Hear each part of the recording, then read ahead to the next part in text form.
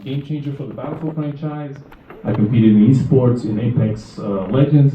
Was in the first tournament ever in Germany for Apex Legends. I guess the coolest event I've ever done as far as streaming, I played Battlefield with like Snoop Dogg, Jamie Foxx, Zac Efron. Yeah, that was a really big event. And it was crazy because I was like right here playing my own Battlefield, you know, and Richard Sherman was next to me, and he was just kind of hanging out, talking, and across me was Zac Efron, and to the left was Snoop Dogg just blazing it up, you know, and everyone thought it was hilarious. But really cool experience, and since then I've also done smaller things with celebrities. But I've retired actually as a streamer, as I will show you guys in a minute. But realistically, think about it this way. Why are you getting into streaming if you're interested in that field? Of course, you can talk to me after, or maybe some questions. The big thing is keep in mind the sustainability of it.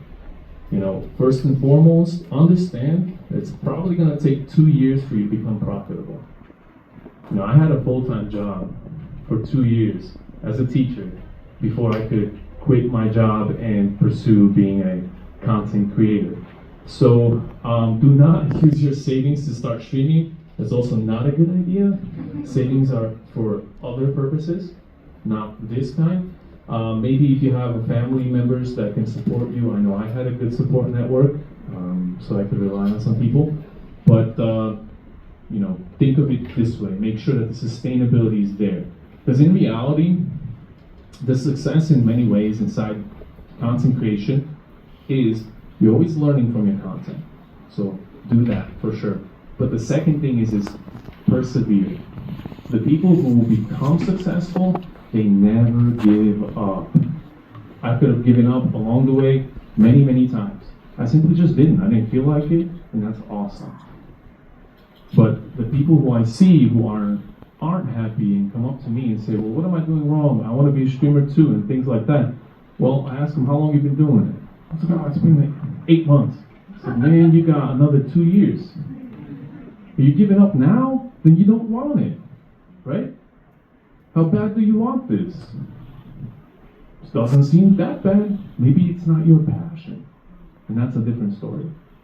So just coming out here and helping share my story about me becoming a streamer is not the full picture.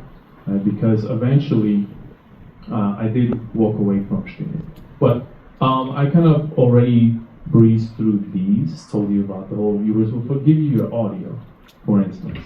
So don't overthink it. Well, I shouldn't say audio. They're not going to forgive you audio. They'll forgive you a video. Get a good mic. Yeah, that's good advice. Yes. If you want that, get a good mic for sure. Today's market, man, I was a streamer, 5, 6 years ago when I quit. So the market's different. You need to stand out today. So find some sort of quirk. I used to tell people, which, okay, maybe it's true. I said I was the top 5 in USA when I played Battlefield. People come in like, man, you're not top 5. I was like, yeah, I threw the most grenades. And I kid you not, I did though.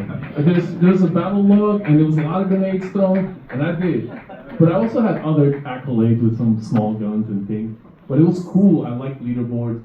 This is something that we geeked out on. And I was top 5 in USA. And the other thing that made me like unique when I streamed is this clean, Mr. Clean guy. I was a teacher, and I was just like, I don't want to jeopardize my